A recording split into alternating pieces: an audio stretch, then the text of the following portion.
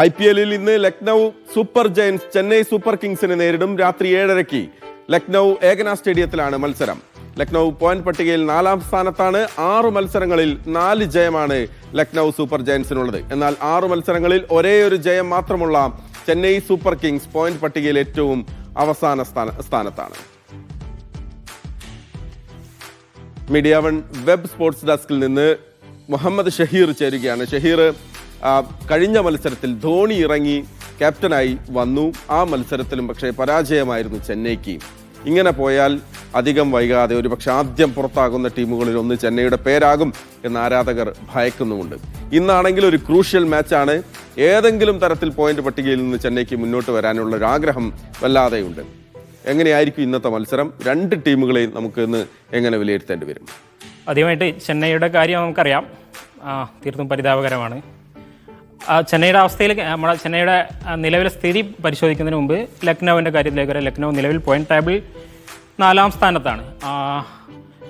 ഡൽഹിക്കും ഗുജറാത്തിനും RCBക്കും പിന്നിൽ 4-ാം സ്ഥാനത്താണ് നിലവിൽ ലക്നൗ സൂപ്പർ ജയൻസ് ഉള്ളത്. സ്വാഭാവികമായിട്ടും ഈ പ്ലേ ഓഫ് സ്ഥാനം ഉറപ്പിക്കാൻ സാധ്യതയുള്ള പ്ലേ ഓഫിൽ ആദ്യ 4 സ്ഥാനക്കാരായി ടീമിൽ പ്ലേ ഓഫിൽ ഇടം പിടിക്കാൻ സാധ്യതയുള്ള എല്ലാ അർത്ഥത്തിലും ടീമിൻ്റെ എല്ലാ കപ്പാസിറ്റിയിലും പ്ലേ ഓഫിൽ ഇടം പിടിക്കാൻ സാധ്യതയുള്ള ഒരു ടീമാണ്. അങ്ങനെ കാര്യമായ പ്രശ്നങ്ങൾ ബോളിംഗ് ഡിപ്പാർട്ട്മെൻറ്റിൽ ചെറിയ ആശങ്കകളൊക്കെ ഉണ്ട് എന്നത് ഒഴിച്ചു നിർത്തിയാൽ കാര്യമായ ആശങ്കകൾ നിലവിലെ അവസ്ഥയിൽ നേരത്തെ നമ്മൾ കണ്ടതാണ്. 1-2 മാച്ചിൽ സൂപ്പർ ജയൻസിൻ്റെ ലക്നൗവിൻ്റെ ഗോയങ്ക, ലക്നൗവിൻ്റെ ഉടമ ഗോയങ്കയും ഋഷഭ് പന്തുമായി ഉണ്ടായിരുന്ന ആ വാക്കുതർക്കങ്ങളും KL രാഹുലിൻ്റെ കഴിഞ്ഞ ലാസ്റ്റ് സീസണിൽ KL രാഹുലുമായി ഉണ്ടായിരുന്ന പ്രശ്നങ്ങളുടെ സമാനമായൊരു സാഹചര്യം ഇത്തവണ ആവർത്തിക്കുമോ എന്ന് നമ്മൾ അങ്ങനെ ഒരു ചർച്ചയൊക്കെ വന്നതാണ്. പക്ഷേ ലക്നൗ തിരിച്ച് മത്സരത്തിലേക്ക്, ഋഷഭ് പന്തും ടീമും മത്സരത്തിലേക്ക് തിരിച്ചു വന്നു, ഫോമിലേക്ക് തിരിച്ചു വന്നു.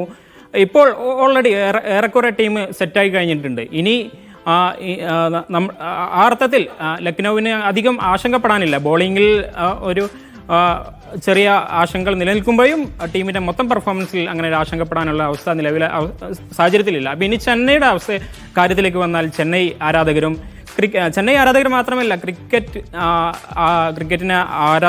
ക്രിക്കറ്റിനെ കാണുന്ന ഇഷ്ടപ്പെടുന്ന എല്ലാവരും ആശങ്കയോടെ വിലയിരുത്തുന്ന ഒരു സംഗതിയാണ് എന്ത് പറ്റി ചെന്നൈക്ക് എന്ന്. ഇത്രയും ചാമ്പ്യൻ 5 തവണ IPL കിരീടം നേടിയ ഒരു ചാമ്പ്യൻ സംഘം എങ്ങനെ ഇത്രയും തരം താണ ഒരു ക്രിക്കറ്റിലേക്ക്, തരം താണ ഒരു നിലവാരത്തിലേക്ക് പോയി എന്നതാണ്. അപ്പോൾ അതിൻ്റെ ഒരു വിലയിരുത്തലിലേക്ക് വന്നാൽ നമ്മൾ 2 കാര്യം, ഈ ലാസ്റ്റ് കൊൽക്കത്തക്കെതിരായ മത്സരത്തിൽ ചെന്നൈയുടെ ദയനീയമായ പ്രകടനം, ആ പ്രകടനത്തിന് ശേഷം പുതിയ നായകൻ ഗെയ്ക്വാദ് പോയതിനു ശേഷം വീണ്ടും ടീമിൻ്റെ ലീഡർഷിപ്പ് ഏറ്റെടുത്ത ധോണി പറഞ്ഞ ഒരു കാര്യം, അതുപോലെ ടീമിൻ്റെ കോച്ചായ സ്റ്റീഫൻ ഫ്ലെമിംഗ് പറഞ്ഞ ഒരു അനാലിസിസ് ഉണ്ട്. ഈ 2 കാര്യങ്ങൾ നമ്മൾ എടുത്ത് പരിശോധിക്കുകയാണെങ്കിൽ ഇനിയും ടീമിൻ്റെ പ്രധാന പ്രശ്നം രണ്ടുപേരും, കോച്ചും ടീമും മാനേജ്മെൻറ്റും മനസ്സിലാക്കിയിട്ടില്ല എന്ന് വിലയിരുത്തേണ്ടി വരും. കാരണം 2 പേരും പറഞ്ഞ ഒരു സംഗതി എന്ന് പറഞ്ഞത്, ധോണി പറഞ്ഞത് നിലവിലെ ചെന്നൈയുടെ അവസ്ഥ വെച്ച് പവർ പ്ലേയിൽ 60 റൺസ് അടിച്ചെടുക്കാൻ പറ്റിയ ഒരു കപ്പാസിറ്റിയുള്ള ഒരു ബാറ്റിംഗ് നിരയല്ല ചെന്നൈക്കുള്ളത്. പക്ഷേ അതേസമയം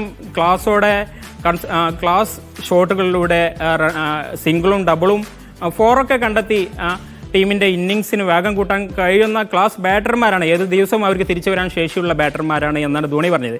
അതോടൊപ്പം ഇന്നലെ സ്റ്റീഫൻ ഫ്ലെമിംഗും പറഞ്ഞു, ടീമിൻ്റെ ടീം അങ്ങനെ ബിഗ് ഹിറ്റിംഗ് പവറുള്ള ഒരു ടീമല്ല എന്ന് ഞാൻ സമ്മതിക്കുന്നു, ടീമിൻ്റെ പോരായ്മയാണെന്ന് സമ്മതിക്കുന്നു. പക്ഷേ എന്തിനാണ് ഇങ്ങനെ 6ഉം 4ഉം അടിക്കുക മാത്രമാണോ ക്രിക്കറ്റ്? അതല്ല അതിൽ മാത്രം ഇങ്ങനെ ഒബ്സസ്ഡ് ആകേണ്ട ആവശ്യമുണ്ടോ എന്ന് സ്റ്റീഫൻ ഫ്ലെമിംഗ് ഇന്നലെ ചോദിച്ചു. അപ്പോൾ സ്വാഭാവികമായിട്ടും പ്രധാനമായ ചെന്നൈയുടെ ദൗർബല്യം എന്ന് പറയുന്നത് നമ്മൾ എക്സ്പോസ്ഡ് ആയൊരു സംഗതിയാണ്. ഒരു ബിഗ് ഹിറ്റർ ഇല്ല, ഒരു പവർ ഹിറ്റർ ഇല്ല, പവർ പ്ലേ യൂസ് ചെയ്യാൻ പറ്റിയ ഒരു എക്സ് ഫാക്ടർ ബാറ്ററി ഇല്ല. ആ ഒരു പോരായ്മ പരിഹരിക്കാൻ ചെന്നൈ മാനേജ്മെൻറ്റിൻ്റെ ടീമിന് ഇനിയും അങ്ങനെ ഒരു തീരുമാനമോ ആലോചനയോ ഇല്ല എന്നതാണ്. പക്ഷേ 2-3 കാര്യങ്ങൾ അവിടെ നിലനിൽക്കുന്ന 2-3 പ്രശ്നങ്ങളുണ്ട്. അതായത് യങ് ടാലൻസിനെ ഇപ്പോഴും ആ പഴയ താരങ്ങളെ, വെറ്ററൻ താരങ്ങളെ ഉപയോഗിച്ച് തന്നെ മുന്നോട്ട് പോകാനാണോ ടീമിൻ്റെ തീരുമാനമെങ്കിൽ സ്വാഭാവികമായിട്ടും ഇതിലും ദയനീയമായ പ്രകടനം മിക്കവാറും ഇപ്പോൾ മുംബൈക്കെതിരെ ആദ്യ മത്സരത്തിൽ ജയം എന്ന് ആ ഒരു ജയത്തിൽ ടീമിന് ആ ഒരൊറ്റ ജയം കൊണ്ട് മിക്കവാറും പോയിന്റ് പട്ടികയിൽ അവസാന സ്ഥാനക്കാരെ ഒരുപക്ഷെ മടങ്ങേണ്ടി വരും. അതിൽ ഒന്നാമത്തെ കാര്യം എന്ന് പറഞ്ഞാൽ യുവതാരങ്ങൾ 2-3 യുവതാരങ്ങൾ ടീമിൽ ഇപ്പോഴും ബാക്കിയുണ്ട് എന്നുള്ള ബെഞ്ചിൽ ഇരിക്കുന്നുണ്ട് 2-3 വർഷമായിട്ട്. ഷഹീർ തീർച്ചയായിട്ടും